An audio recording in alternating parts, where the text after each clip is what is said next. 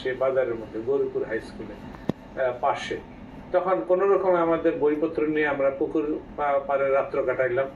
পরবর্তী পর্যায়ে বঙ্গবন্ধু যখন শুনলেন যে ওইখানে আগুন লেগে ছাত্রদের সকল জিনিস নষ্ট হয়ে গেছে, পুড়ে গেছে, আবাসস্থল, উনি তখনকার সময় কম্বল পাঠালেন 60 টাকা করে প্রতিজনকে অনুদান দিলেন। এইভাবে আমরা এসএসসি শেষ করলাম। পরবর্তী পর্যায়ে আমার ইচ্ছা ছিল নটরডেম বা ঢাকা কলেজে আমি পড়বো, যেহেতু আমি ঢাকায় ছোটবেলা একটা সময় পড়ালেখা করেছি। তো এই অবস্থায় পরবর্তীতে আমি হরগঙ্গা কলেজ, যেটি শেরেবাংলা একে ফজলুল হক কর্তৃক স্থাপিত 1938 সালে, সেই কলেজে এসে ভর্তি হলাম এবং 1973 সালে আইসিতে সেখানে পড়ালেখা করলাম। আমার জ্যাঠা আব্বার ইমিডিয়েট বড় ভাই ডাক্তার মিনহাজউদ্দিন সাহেব ছিলেন sub divisional life track officer, তখনকার দিনে মুন্সিগঞ্জ মহকুমা ছিল। ওনার বাসা থেকে আমি পড়ালেখা করি। পরবর্তীতে উনি আবার ট্রান্সফারে মানিকগঞ্জে চলে যান। সেইখানে সেই সুবাদে ওনার সাথে আমি আবার মানিকগঞ্জ দেবেন্দ্র কলেজে গিয়ে আইসি কমপ্লিট করি এবং 1975 সালে বঙ্গবন্ধু কে 15 আগস্ট হত্যা করা হয়। তখন আমরা রেডি ছিলাম যে আবার মুক্তিযুদ্ধে যাব। আমার মেডিকেলে ভর্তি হওয়ার জন্য সিট করেছিল সিলেটে। আমি আর সিলেটে গেলাম না, যে কখন আবার গন্ডগোল হয়। তো পরবর্তীতে কৃষিতে আমি ইন্টারভিউ দিয়েছি এগ্রিকালচার ইউনিভার্সিটি ময়মনসিংহে, ভেটেরিনারিতে চান্স পেলাম এবং ওইটারই অধিভুক্ত ইনস্টিটিউট ছিল বাংলাদেশ কৃষি ইনস্টিটিউট শেরেবাংলা নগরে, তাতে কৃষিতে চান্স পেয়েছিলাম। শেষমেশ আমি কৃষিতেই পড়ালেখা করলাম এবং 1975 সাল থেকে পড়ালেখা করে অনার্স পাস করলাম। 1981 সালে আমাদের রেজাল্ট আউট হয়েছে এবং উইদিন 1.5 মান্থ, 1.5 মাসের মাথায় আমি লেকচার হিসেবে এখানে জয়েন করলাম। স্যার, আপনার শৈশবকাল, আপনার প্রাথমিক বিদ্যালয়ের পড়াশোনা এবং উচ্চ বিদ্যালয়ের পড়াশোনা সম্পর্কে আমরা জানলাম। জানতে চাই মহাবিদ্যালয়ে কোথায় পড়াশোনা করেছেন এবং বিশ্ববিদ্যালয়ে কোথায় পড়াশোনা করেছেন। তখনকার দিনে প্রিন্সিপাল সাহেব আমাকে রিকোয়েস্ট করলো যে তুমি আমার এখানে শিক্ষক হয়ে থাকো। আমি বললাম যে না স্যার, আমি তো রিসার্চ করব। জেনেটিক্স প্লান্ট ব্রিডিং একটি সাবজেক্ট, যেটি কৌলি তত্ত্ব, প্রজনন বিদ্যা গাছের, সেটার উপর পড়ালেখা করার আমার ইচ্ছা ছিল। কিন্তু ওনার রিকোয়েস্টে আমি জয়েন করলাম। পরে বললো যে ঠিক আছে, তোমাকে এমএস করার সুযোগ দেওয়া হবে। তো পরবর্তীতে আমাকে এমএস করার সুযোগ দেওয়া হলো। আমি পরীক্ষা ক্লাস টেস্ট নিয়ে এগ্রিকালচার ইউনিভার্সিটি যেতাম, ক্লাস করতাম এবং গবেষণা করলাম। গবেষণা করে আমি 2 বছর 3 বছর লেগে যায়, কারণ যেহেতু আমাকে ছুটি তখন দেয় নাই, দুটি মেনটেন করে পরবর্তীতে আমি মাস্টার ডিগ্রি পাস করলাম। এমএসসিজি পাস করার পরপরই উইদিন 4 ইয়ার্স আমার 85 সালে স্কলারশিপ হয়ে যায়। সে ব্রিটিশ কাউন্সিলের ওভারসিজ ডেভেলপমেন্ট স্কলারশিপের মাধ্যমে ব্রিটিশ স্কলার হিসেবে আমি এখানে পড়ালেখা করতে চলে যাই সাউদাম্পটন ইউনিভার্সিটি, ইংল্যান্ডে। সেইখানে tropical and sub tropical crops research, উষ্ণমণ্ডলীয় এবং অপউষ্ণমণ্ডলীয় ক্রপসের উপর, ফসলের উপর রিসার্চ, এবং সেখানে এমএস এর জন্য আমাকে পাঠানো হলো। কিন্তু আমার এমএসসি যে থিসিস এবং তার পড়ালেখার স্ট্যান্ডার্ড দেখে তারা বললো যে কেন তুমি আবার আরেকটা এমএসসি করতে আসলা। তখন ইউনিভার্সিটি একটা কমিটি গঠন করে তারা আমাকে যাচাই করলো, ইন্টারভিউ নিয়ে আমাকে অফার দিল যে না, তোমাকে আমরা পিএইচডি করার অফার দিলাম, টাকা পয়সা সব আমরা দিব। তখন আমি পিএইচডি করতে হলে যখন এমফিল ভর্তি হইতে হয়, সেটি ভর্তি হইলাম এবং সাকসেসফুলি এমফিল শেষ করলাম 24 মাসের জায়গায় 18 মাসে।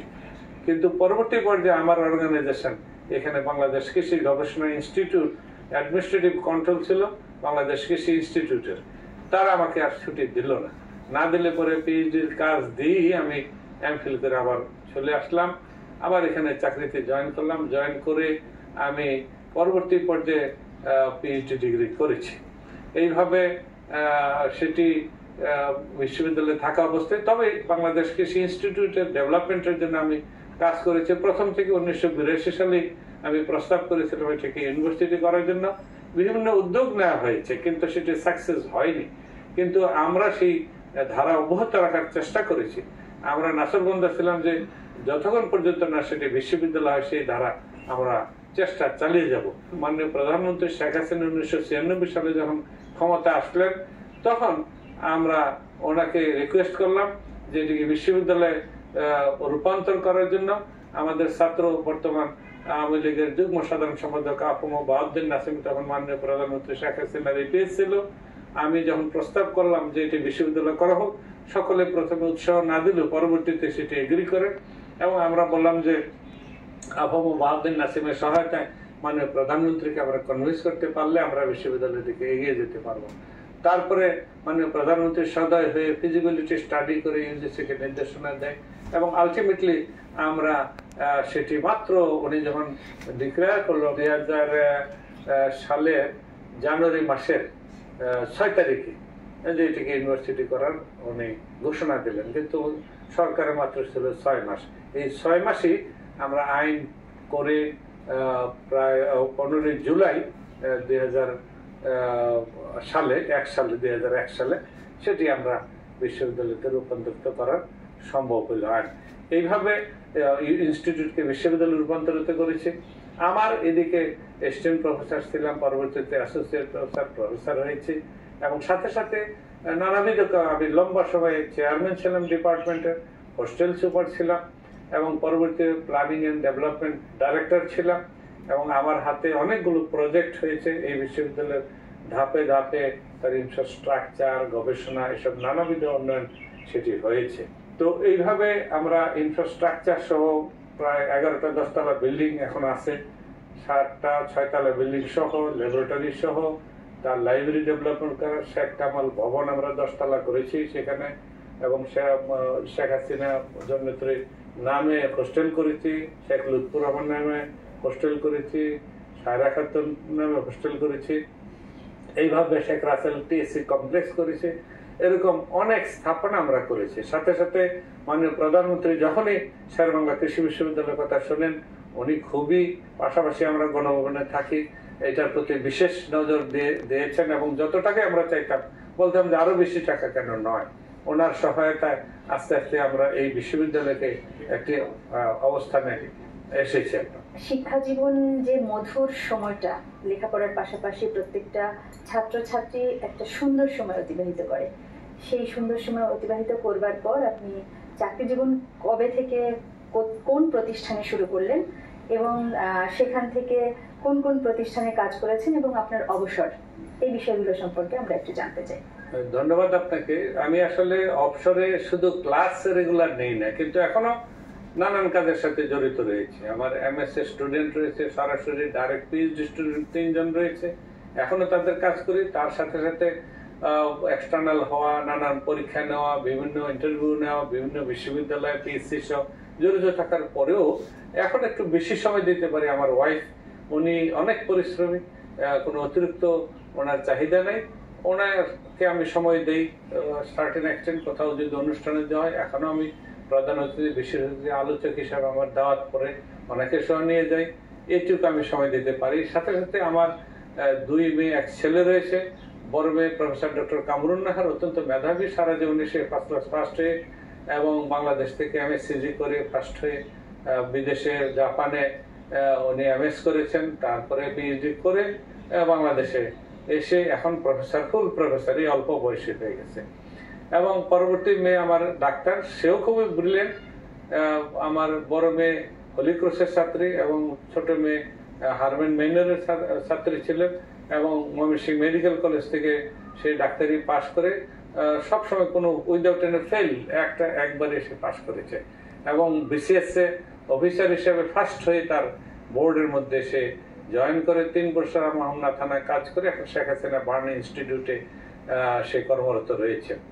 এবং আমার ছেলে, সে মেকানিক্যাল ইঞ্জিনিয়ার, সে অত্যন্ত ব্রিলিয়েন্ট, সে নটরডেম থেকে পাশ করেছে এবং সে মেকানিক্যাল ইঞ্জিনিয়ারিং পাশ করে বর্তমানে অশোক লেল্যান্ডে কর্মরত রয়েছে এবং তার এই মে মাসে তার ট্রেনিং পিরিয়ড শেষ হবে, সে সিদ্ধান্ত নিতে হবে তাকে অশোক লেল্যান্ডে পার্মানেন্টলি করবে কিনা জব। তো এইভাবে মেয়েদের সাথে কন্টিনিউয়াস যোগাযোগ রয়েছে এবং ছেলে তো আমার সাথেই থাকে। আমরা এইভাবে আমাদের ব্যক্তিগত জীবন কাটাচ্ছি এবং আগের মতোই আমরা ভাই, যারা আত্মীয় স্বজন, বোন আছে, সকলকে আমরা সহযোগিতা করি এবং যোগাযোগ মেনটেন করি।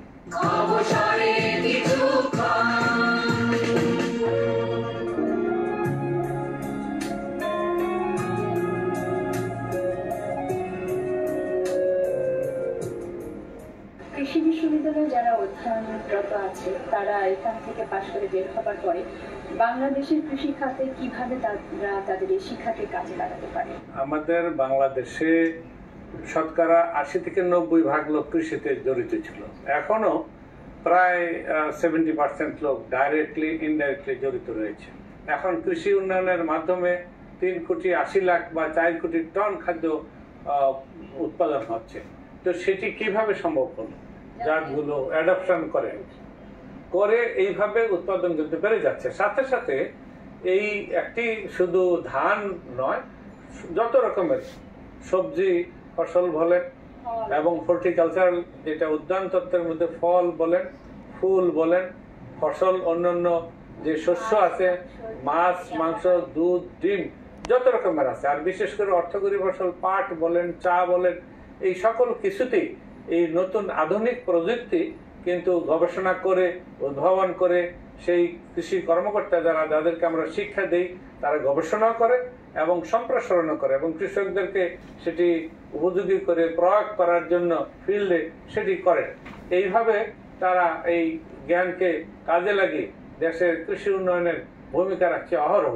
জাপান থেকে আমেরিকা সকল জায়গায় বাংলাদেশের কৃষিবিদরা বিভিন্ন অবস্থানে রয়েছে, বিভিন্ন কৃষি গবেষণা সহ প্রফেসর সহ এসব নানান আঙ্গিকে তারা সারা বিশ্বে অবদান রেখে যাচ্ছে। তো সেই দৃষ্টিকোণ থেকে আমাদের যে কৃষি শিক্ষা অত্যন্ত উন্নত মানের শিক্ষা, ইন্টিগ্রেটেড এগ্রিকালচার বলা হয়।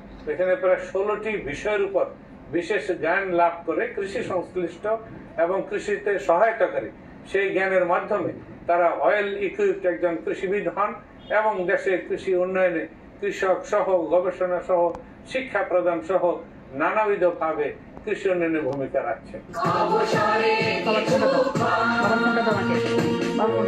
নতুন চাকরিজীবী যারা, তাদের জন্য আপনার কি পরামর্শ রয়েছে?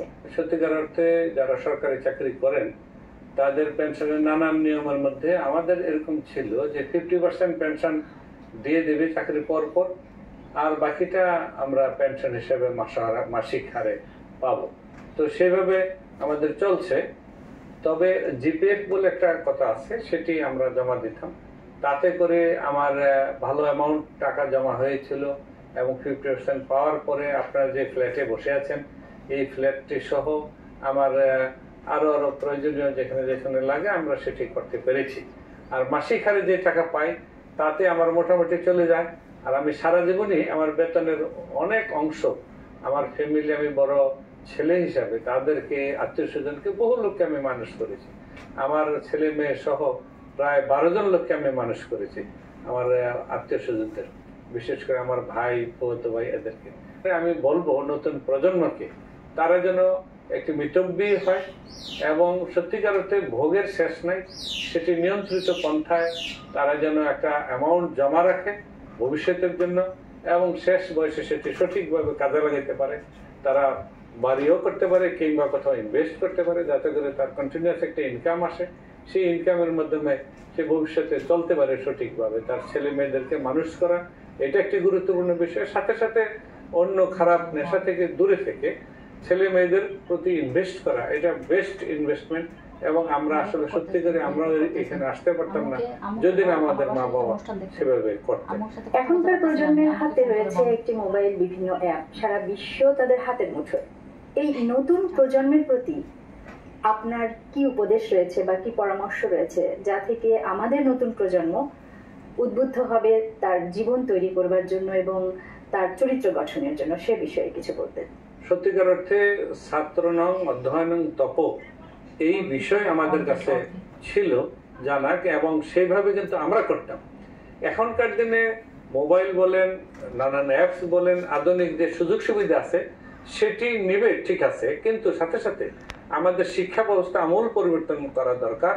যে শিক্ষা ব্যবস্থা সত্যিকার মানবিক একটি শিক্ষা ব্যবস্থা, অসাম্প্রদায়িক চেতনা এবং সেই পরিবেশ বান্ধব, বিজ্ঞান মনস্ক, কুসংস্কার মুক্ত, সহমর্মিতা, সহযোগিতা, ভালোবাসা, প্রেম, প্রীতি, মায়া, মমতা যুক্ত একটি পরিপূর্ণ সৎ দেশপ্রেমিক মানুষ যদি না হয় তাহলে এই লেখাপড়া শিখে কিন্তু কোনো কাজ হবে না। এবং বিশেষ করে formal, informal, non formal education, 3 রকমের এডুকেশন যে আছে প্রকৃতি থেকে শিখতে হবে। এবং সঠিক অর্থে যদি ওই মহান স্রষ্টা প্রেম যদি থাকে এবং তাকে যদি সঠিকভাবে বোঝা যায়, তাইলে মানুষে কোনো ভেদাভেদ থাকবে না। পশু পাখি প্রাণী মাটি সকলকে আপনি ভালোবাসবেন। সেই ভালোবাসাযুক্ত নতুন প্রজন্ম তৈরি হলেই সত্যিকার অর্থে দেশে পৃথিবীতে শান্তি হবে এবং টেকসই একটি সমাজ ব্যবস্থা গড়ে উঠবে। এবং এই ধারাবাহিকতা হোক, এই আমাদের সাজেশন নতুন প্রজন্মের প্রতি। আশা করি এই বিষয়গুলো জানবার পর, আমাদের এই অনুষ্ঠানের মাধ্যমে দেখার পর, সকল তথা আমাদের যে নতুন প্রজন্ম রয়েছে তারা তাদের জীবন তৈরিতে উদ্বুদ্ধ হবে। এই আপনার জীবনের যে অভিজ্ঞতা এবং আপনার কর্মময় জীবনের যে কথাগুলো আমরা এই অনুষ্ঠানের মাধ্যমে জানতে পারলাম, সেটি শুনে এবং দেখে সকলে উপকৃত হবে। তো ধন্যবাদ স্যার আপনাকে আমাদের অনুষ্ঠানে আসবার জন্য। দর্শক, অবসরে কিছুক্ষণ অনুষ্ঠানে আজকের অতিথি ছিলেন অধ্যাপক ডক্টর কামাল উদ্দিন আহমদ, প্রাক্তন ভাইস চ্যান্সেলর, শেরেবাংলা কৃষি বিশ্ববিদ্যালয়। তার কর্মময় জীবন এবং অবসর জীবনের যে অভিজ্ঞতার কথা আমরা আজ এই অনুষ্ঠানের মাধ্যমে জানতে পারলাম। আশা করি সকলের সাথে সাথে আমাদের নতুন প্রজন্ম তাদের জীবন গড়ার ক্ষেত্রে উদ্বুদ্ধ হবে, এই শুভ প্রত্যাশায়। এবং আরো একটি কথা বলতে চাই, এই গরমে সকলে বেশি বেশি পানি পান করুন এবং প্রয়োজনের বাইরে কখনোই বাইরে বের হবেন না। আর বাইরে বের হলে অবশ্যই ছাতা এবং রোদ চশমা ব্যবহার করুন। সকলের সুস্থ নিরাপদ জীবনের প্রত্যাশায় খোদা হাফেজ।